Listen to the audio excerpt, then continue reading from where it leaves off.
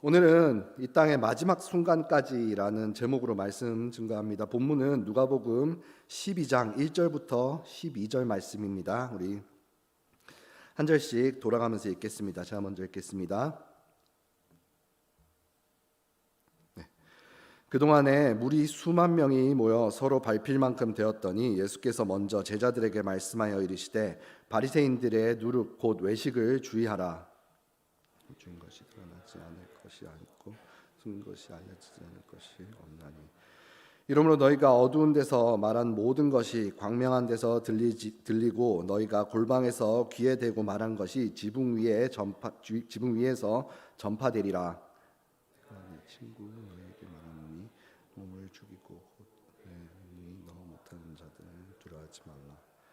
마땅히 두려워할 자를 내가 너희에게 보이리니 곧 죽인 후에 또한 지옥에 던는 권세 있는 그를 두려워하라. 내가 참으로 너희에게 이르노니 그를 두려워하라. 내가 두가 사이온에 걸리는 것이 아니냐. 그러나 하나님 앞에는 너에게는 심지어 머리털까지도 다 세신 바 되었나니 두려워하지 말라. 너희는 많은 참새보다 더 귀하니라.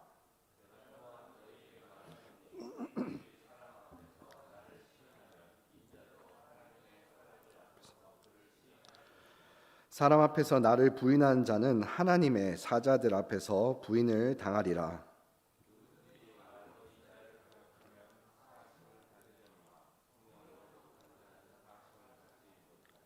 사람이 너희를 회당이나 위정자나 권세 있는 자 앞에 끌고 가거든 어떻게 무엇으로 대답하며 무엇으로 말할까 염려하지 말라. 마땅히 할 말을 성령이 곧 그때에 너희에게 가르치시리라 하시니라. 아멘. 네, 좋은 아침입니다. 네, 주변 분들 보시고 한번 인사하고 시작하면 어떨까요? 좋은 아침입니다. 좋은 새벽입니다. 네. 네, 제가 오늘 아침 시작에는 여러분께 한 가지 질문을 먼저 던지고 시작을 했으면 합니다. 만약에 여러분이 지금 이 시간 이때부터 한 달밖에 살지 못한다 이렇게 이야기를 듣고 정말로 그렇게 된다면 이 한 달간의 시한부 인생이 시작된다면 무엇을 하시겠습니까? 어떻게 하시겠습니까? 정말 한번 생각해봤으면 좋겠어요. 사실 저희 초등부 예배 때는 아이들한테 항상 그 주제와 관련된 질문을 한 가지씩 무조건 던져요. 그리고 그 아이들한테 1분 정도를 시간을 줘요. 그래서 그 질문에 대한 생각을 한번 해보자 그렇게 하는데 제가 지금 1분까지는 안 되더라도 좀 한 30초 정도 시간을 드릴 테니까 정말로 한번 생각을 해봤으면 좋겠습니다. 지금부터 한번 시간 드릴게요.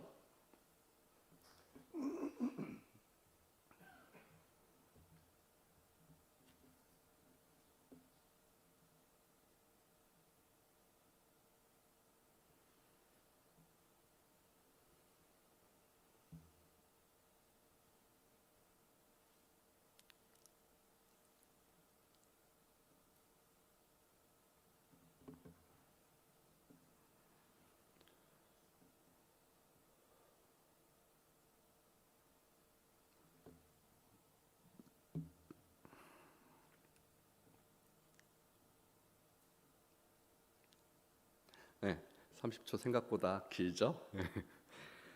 다들 그 시간 동안 머릿속에 그려보신 것들이 있을 거예요. 그죠? 이제 가족을 만나는 거 생각하신 분도 계실 거고 남은 가족들을 위해서 내가 뭘 해야 되나 가장이신 분들은 그런 생각 많이 하시겠죠? 그죠? 그리고 어떤 분은 세상에 할 수 있는 좋은 일들이 뭐가 있을까? 또 어떤 분들은 그간에 내가 했던 잘못들에 대해서 어떻게 사죄를 할까? 많은 생각들을 하셨을 것이고 정말 만약에 이런 일이 일어난다면 정말로 일어난다면 지금 하셨던 생각보다 훨씬 더 많은 생각들을 하게 되셔서 정말로 혼란스러울 것이 뻔한데요. 그런데 혹시 이 중에 나는 그 잠깐의 시간 동안에 하나님과 관련된 생각을 해봤다. 혹은 이전과 상관없이 그대로 살겠다라고 생각하신 분 계세요? 혹시? 네. 한두 분은 계실 줄 알았는데, 네. 우리가 그 시간 동안 잠깐 경험해 보셨겠지만 우리의 마지막을 알게 된다면 그날을 바라보며 내가 어떻게 살 것인지를 생각하는 것이 되게 쉬운 일이 아니에요. 그리고 그런데 사실 우리가 매일을 우리가 마지막을 알면서 살아가고 있어요. 사실은 그 날짜가 언제인지는 모르지만 그 마지막이 언젠가 꼭 우리에게 있음을 알면서 사실은 살아가고 있어요. 네. 우리가 계속해서 누가복음을 보고 있는데 오늘 말씀을 보면서 우리가 우리 누가복음에 한 장 한 장씩 계속 우리 매일마다 보고 있잖아요. 한 장 한 장씩 혹은 단락씩. 그런데 거기 나타나는 이제 우리 표면적인 뜻, 표면적인 교훈 그런 것들을 찾기보다는 이제 전체적인 흐름과 이제 누가가 이제 데오빌로 그리고 이 글을 보는 모든 사람에게 전하고자 했던 진정한 교훈을 찾는 것이 중요한 게 아닌가라는 생각을 하게 됐어요. 그런 맥락에서 저는 이제 누가복음을 볼 때 그 무엇보다도 종말을 볼 수 있어야 하고 또 그리고 그 가운데서 이제 종말을 향해 살아가는 사람, 그 사람의 삶에 대해서 어떻게 해야 하는가에 대해 교훈을 주시는 예수님의 모습을 바라봐야 한다고 생각을 해요. 오늘 말씀을 한 절씩 보도록 할게요. 1절입니다. 그동안에 무리 수만 명이 모여서 서로 밟힐 만큼 되었더니 예수께서 먼저 제자들에게 말씀하여 이르시되 바리새인들의 누룩 곧 외식을 주의하라. 무리 수만 명이 모여 있었어요. 그동안이라는 말 이걸 보면서 그동안이란 첫 말을 보니까 11장 내용을 유추할 수 있죠. 그죠? 바리새인들이 예수님과 식사하기를 청했어요. 이 사실 청함이긴 한데 식사만을 위한 게 아니라 이제 눈에 가시 갔던 예수님을 한번 만나서 얘기 좀 하자 이런 느낌이죠. 그죠? 이제 시작된 논쟁들을 통해서 사람들이 모이기 시작했어요. 예수님의 말씀이 사람들을 매혹시키는 정말 살아있는 생명의 말씀이긴 하지만 그런 것보다도 어떻게 보면 싸움 구경하러 온 사람들이 더 많았을 수도 있어요. 그리고 여기 말하는 수만 명은 정말로 수만 명이라기보다 많은 인원을 얘기하고 있는 것이죠. 그렇죠? 그리고 먼저 이제 여기 제자들에게 말씀하여 이르시되라고 하는데 예수님을 따르던 무리가 상당히 많았다는 걸 우리 알고 있죠. 그죠? 그들 중에 제자들에게만 따로 말씀하셨어요. 여기서 제자라고 하는 것은 12명의 제자만이 아니라 무리 중에 많은 다른 제자들도 포함해서 하는 얘기예요. 그들과 아직 예수님의 말씀을 받아들이지는 못하는 무리, 이 제자 그 따라다니는 사람을 두 무리로 나눴어요. 제자들과 아직 받아들이기엔 부족한 사람들. 나누어서 예수님께서 말씀을 하시는데 뭐라고 하시냐면 바리새인들의 누룩 곧 외식에 주의하라라고 얘기를 해요. 율법주의자들인 그들의 외식을 누룩이라고 비유하고 계셔요. 외식은 바로 겉과 속이 다른 겉으로 율법을 달달 외우면서 경건을 외치는 자들이 속으로는 종교적 도덕적 교만을 품고 살아가는 그런 좀 겉과 안이 다른 그런 모습입니다. 그런데 이를 누룩이라고 표현하심은 이제 누룩이 가진 특징 때문일 것이에요. 아마 누룩은 사실 우리가 알고 있다시피 곰팡이죠. 곰팡이. 그리고 대상을 발효시키는 한마디로 썩게 하는 것이에요. 그러나 겉보기엔 우리가 보통 아는 곰팡이처럼 약간 막 초록색 빛나고 뭐 털 달린 것처럼 그렇게 지저분하게 생기지는 않았어요. 우리가 이제 코비드 19 상황을 지나가면서 이제 초기 코로나 바이러스가 가진 성격 중에 세 가지 큰 것들이 있었는데 바로 전염성, 치사율 그리고 무증상이었어요. 그죠? 2020년도 중반에 무증상인이들로 인해서 주변에 전염이 많이 되었고 죽는 일까지 생겼는데 이와 마찬가지로 바리새인들의 외식 또한 아무렇지도 않아 보여도 속으로는 자신과 주변 모두를 썩게 만드는 누룩과 같은 모습이었던 거예요. 예수님께서는 제자들에게 이런 그들의 악영향을 주는 그런 모습들을 주의하라고 1절에 말하고 있는 거예요. 2절 계속 볼게요. 감추인 것이 드러나지 않을 것이 없고 숨긴 것이 알려지지 않을 것이 없나니. 사실 이 말씀은 그 당시에 주로 사용되던 격언 같은 그런 말이었어요. 그래서 마태복음이나 성경 다른 곳에서도 이 말씀이 유사한 말씀들이 계속 나와요. 바리새인들이 외식하며 감추인 것과 숨긴 것이 어떻게 된다고요? 나중에 최후의 심판자로 오실 분, 하나님 앞에서 결국에는 다 드러날 것이라는 말이죠. 같은 의미로 3절 계속 이어지는 거 보면 이러므로 너희가 어두운 데서 말한 모든 것이 광명한 데서 들리고 죄송합니다. 너희가 골방에서 귀에 대고 말한 것이 지붕 위에서 전파되리라. 어두운 데서, 광명한 데서, 골방, 지붕 위 대조를 이루고 있죠. 마찬가지로 그들이 하는 모든 추악한 모습을 이 추악한 모습들이 빛을 상징하는 하나님 앞에서, 그리고 지붕 위에, 예전으로 치면 이 지붕 위가 동네 방송실 같은 역할을 했었는데 모두에게 오픈되어 소리치는 이곳에서 이 모든 것들이 나중에는 공공연히 드러난다는 것이죠. 1절부터 3절까지 예수님은 제자들에게 누룩과 같은 바리새인들의 외식을 경계하고 너희들도 이와 같은 모습으로 변질되지 않기 위해 조심하라라고 말씀하고 계시는 거예요. 그리고 그들의 이런 거짓된 모습들이 결국에는 하나님 앞에 모든 것이 밝혀질 것이다라고 얘기를 하고 있어요. 우리는 이제 사람은 속여도 하나님은 속이지 못한다는 말 종종 하잖아요. 그죠? 왜냐하면 하나님은 정직한 영을 사랑하시고 거짓된 영을 심판하시는 분이시기 때문이에요. 우리 아이들에게, 저희 초등부 아이들에게 제가 주일 설교를 항상 하면서도 계속 마음속으로 혼자 외치는 것이 바로 내가 설교한 만큼만 살자, 내가 애들한테 하는 만큼만, 그만큼만 좀 살자라고 계속 되네요. 그런데도 이제 막상 살다 보면은 주중이 되면은 그 마음 먹었던 것들이 항상이라고 표현하면 좀 그렇지만 항상 좀 무너질 때도 많고, 저 혼자서 좀 다시 좀 잘해야 되는데, 돌아가야 되는데, 내가 설교한 대로 살아야 되는데, 이런 생각을 참 많이 하는 것 같아요. 그런데 이런 일이 저만의 일이 아님을 여러분도 다 알고 계시잖아요. 저희 주일학교 교사를 생각했을 때 주일학교 교사는 아이들에게 가르치는 대로 한 주를 살자. 주일에 찬양하시는 목사님이나 찬양 팀원들은 내가 하나님께 찬양으로 고백하는 만큼만 살자.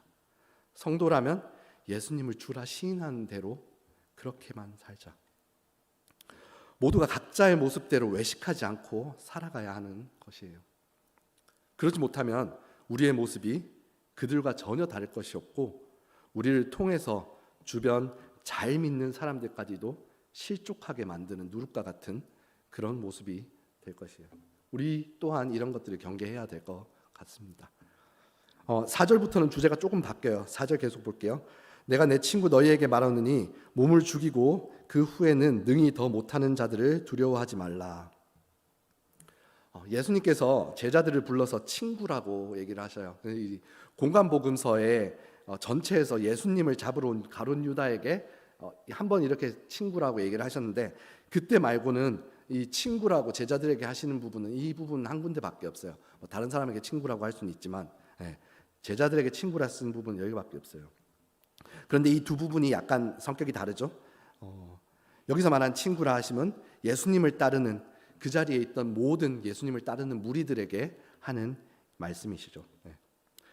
그 중반절에 몸을 죽이고 그 후에 아무것도 못하는 자들, 이 말이 나오는데 마태복음에 이 오늘 내용에 같은 부분이 있어요. 10장 28절인데 몸은 죽여도 영혼은 능히 죽이지 못하는 자들을 두려워하지 말고 오직 몸과 영혼을 능히 지옥에서 멸하실 수 있는 이를 두려워하라. 노란 부분 표시한 부분요. 한마디로 사람을 말하는 거예요. 세상 권세를 가진 이들, 몸을 죽이고 그 위에 아무것도 못하는 자들은 사람을 표현한 거죠. 세상 권세를 가진 사람들, 그들은 몸을 죽일 수는 있어요. 몸을 죽일 수는 있어요. 사람을, 육신을 죽일 수 있지만 뭐를 죽이지 못해요? 그 안에 영혼을 어떻게 하지 못한다는 거예요. 그렇다고 예수님께서 육신은 썩어 없어지니까 아무것도 상관이 없다 이렇게 말씀하시는 것이 아니라, 능력 없는 자들의 거짓 속임에 두려워하지 말라, 이 얘기를 하고 계시는 거예요. 그들이 지금 가진 것을 기껏해야 목숨 하나 가져갈 수 있는 것뿐인데 무엇이 두렵냐, 뭐가 겁이 나냐, 이 얘기를 하고 있다는 거예요. 그리고 다음 절을 계속해서 보게 되면 마땅히 두려워할 자를 내가 너희에게 보이리니 곧 죽인 후에 또한 지옥에 던져 넣는 권세 있는 그를 두려워하라. 내가 참으로 너희에게 이르노니 그를 두려워하라. 우리가 마땅히 두려워해야 할 분이 계신다. 그분은 하나님이신데 죽인 후에 지옥에 던져 넣는 권세가 있으시다라고 말씀하셨어요. 아까 마태복음 10장 28절 뒤쪽을 보시면 노란 부분, 몸이 영혼을 능히 지옥에 멸하실 수 있는 일을 몸과 영혼을 능히 지옥에 멸하실 수 있는 일을 두려워하라. 세상의 권세는 몸을 죽일 수 있지만 그 다음에 아무것도 할 수가 없다는 거 우리 알고 있어요. 그러나 이분 하나님은 다르시다. 이분은 영과 육 모두를 죽이실 수 있는 분이시다. 예수님께서 제자들에게 하나님을 말씀하시며 세상 권세에 대한 두려움을 하나님에 대한 두려움으로 극복하게 하고 계시는 거예요. 사람들이 잘못 생각하고 있다는 것이죠. 정작 두려워할 분을 모르고 그럴 필요가 없는 것에 두려움을 마음을 가지고 있다는 것이죠. 그리고 사실 이 두려움은 무서워하는 것이 아니라 경외함이라는 것이죠. 지극히 높으시고 성스러운 분을 향해서 가지는 마음, 경외함이라는 것이죠. 6절 말씀 계속 볼게요. 참새 5마리가 두 아사리온에 팔리는 것이 아니냐. 그러나 하나님 앞에서는 그 하나도 잊어버리시는 바 되지 아니하는도다. 1절부터 12절까지 계속 다 볼 건가요? 네, 다 볼 겁니다. 네. 참새라 말하지만 아주 작고 이 보잘것없는 조그마한 새들을 말하고 있는 거예요. 그리고 1아사리온은 그 당시에 16분의 1 데나리온이었어요. 예전에 그 이전 말씀에 선한 사마리아인 얘기에서 다친 일을 여관에 맡길 때 그 2데나리온을 줬었잖아요, 그죠? 뭐 여관비, 뭐 식비, 간호비 이 등등이 2데나리온인데 참새를 판 2아사리온을 지금으로 치면은 밥 한 끼에서 한 2끼 정도 될까요? 지금 요새로 치면 10불 정도 요새 지금 밖에 한 15불 넘는데 15불 정도 한 그 정도 15불 20불 정도 될 것 같은데 요즘 사람들이 매일 들여다보는 주식시장 동향도 아니고 아무도 생각하지 않는 참새 가격, 참새 팔면 몇 마리 나오는 이 가격을 이야기하는 건데 그렇게 하찮은 거, 아무도 신경 쓰지 않는 이런 것도 하나님은 잊지 않으시고 다 신경을 쓰신다는 것을 예수님께서는 강조를 하고 계신 거예요. 7절 계속 볼게요. 너에게는 심지어 머리털까지도 다 세신 바 되었다니 두려워하지 말라. 너희는 많은 참새보다 더 귀하니라. 앞선 참새보다 이제 더 심한 것이 나왔죠. 머리털 하나하나까지 다 아시는 분이다. 그만큼이나 세심하게 모든 것을 지켜보고 계신다는 거예요. 예전에 한국에 막 경비 시스템 광고 이런 것들 보면은 막 철통 같은 시스템, 물 셀 틈 없는 경비, 그런 광고 같은 것을 보는데 하나하나가 하나님께서는 세세하게 지키시는 그 모습, 완전한 보호를 여기서는 말하고 계십니다. 머리털 개수까지 세시는 하나님, 그런 하나님이 지켜주신다는 완전한 보호를 여기서는 말하고 있는 거예요. 하나 미물인 새들도 챙기시는 하나님인데 그보다 훨씬 더 귀한 너희야 내가 오죽하겠냐라고 말하고 계시는 건데, 바리새파 이야기를 하시다가 4절부터 7절까지는 그들을 포함해서 세상 가운데 제자들을 위협할 수 있는 세상의 악한 권세들을 두려워하지 말라는 메시지를 주세요. 왜냐하면 하나님은 죽음 이후에 심판하시는 분이시며 자상하게 돌봐주시는 분이시기에 그분 앞에서는 우리가 그 어떠한 것도 숨길 것이 없다, 진실해야 된다 하는 이야기이기 때문입니다. 8절 계속 보겠습니다. 8절부터 나머지는 드디어 예수님이 자신에 대한 이야기를 하세요. 내가 또한 너희에게 말하노니 누구든지 사람 앞에서 나를 시인하면 인자도 하나님의 사람들 앞에서 그를 시인할 것이요. 누구든지 사람 앞에서 나를 시인하면 이 나를 시인하면의 원어가 뜻이 뭐냐면, 원어 뜻을 그대로 가져오면 will confess in me, 내 안에서 고백하면이 되는데, 이제 갑자기 이제 떠오르는 구절 있으셔야 돼요. 우리 그 말씀 구절, 그 암송 구절인데 갈라디아서 2장 20절, 같이 읽을까요? 시작. 내가 그리스도와 함께 십자가에 못 박혔나니 그런즉 이제는 내가 사는 것이 아니요 오직 내 안에 그리스도께서 사시는 것이라. 이제 내가 육체 가운데 사는 것은 나를 사랑하사 나를 위하여 자기 자신을 버리신 하나님의 아들을 믿는 믿음 안에서 사는 것이라. 이렇게 8절의 예수님의 말씀은 단순히 예수님을 고백하는 것에 그치는 것이 아니라 예수 그리스도와 완전한 연합을 뜻하고 있는 거예요. 그러한 모습이 된다면 인자하신 예수님도 심판대의 앞에서 우리의 증인이 되어 주신다는 것을 얘기하고 있는 거예요. 이 증인은 육과 영, 이 모든 것이 지옥으로 떨어지게 되는 상황 가운데서 구원의 힘이 되어 주신다는 그 얘기를 하고 계신 거예요. 9절 말씀 계속 보겠습니다. 사람 앞에서 나를 부인하는 자는 하나님의 사자들 앞에서 부인을 당하리라.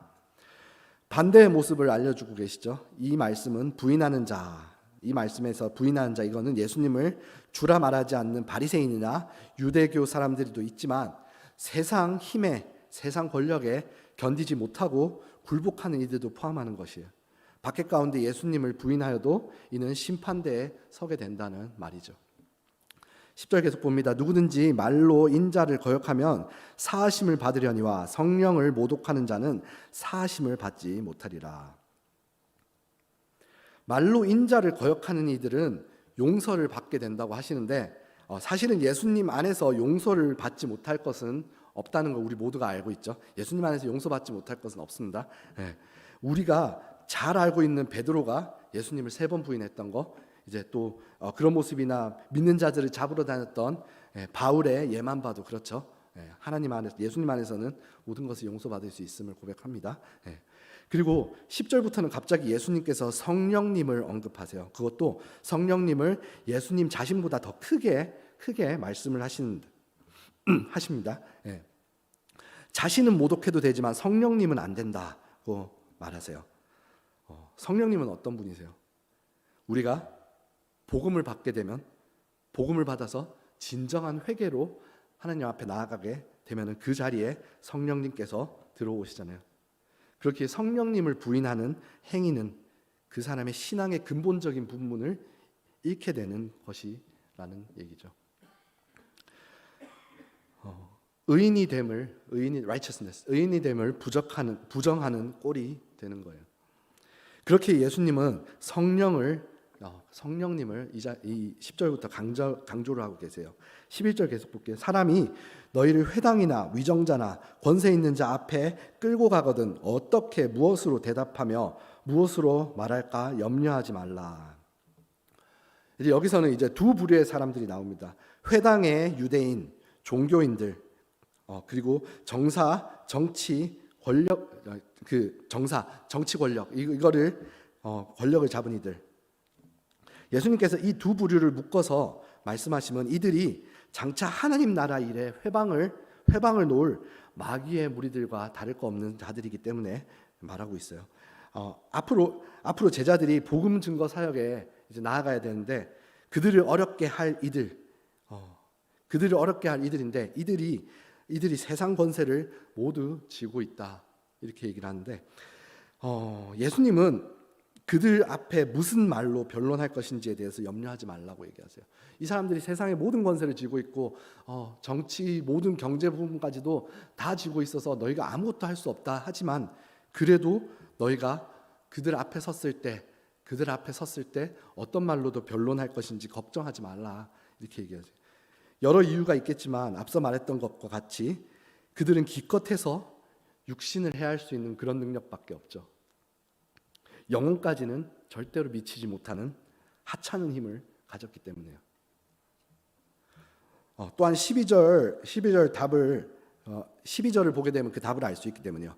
마땅히 할 말을 성령이 곧 그때에 너희에게 가르치시리라 하시니라. 그들 앞에 섰을 때 해야 할 말을 성령께서 하게 하실 거다. 그러니 걱정하지 마라. 너네가 걱정을 할 필요가 없다. 그 모든 순간에 성령님의 인도하심이 있을 것이기 때문이다.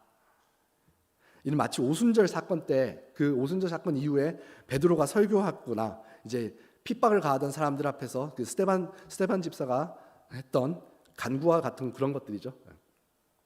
그들은 로봇이나 꼭두각시가 아니에요.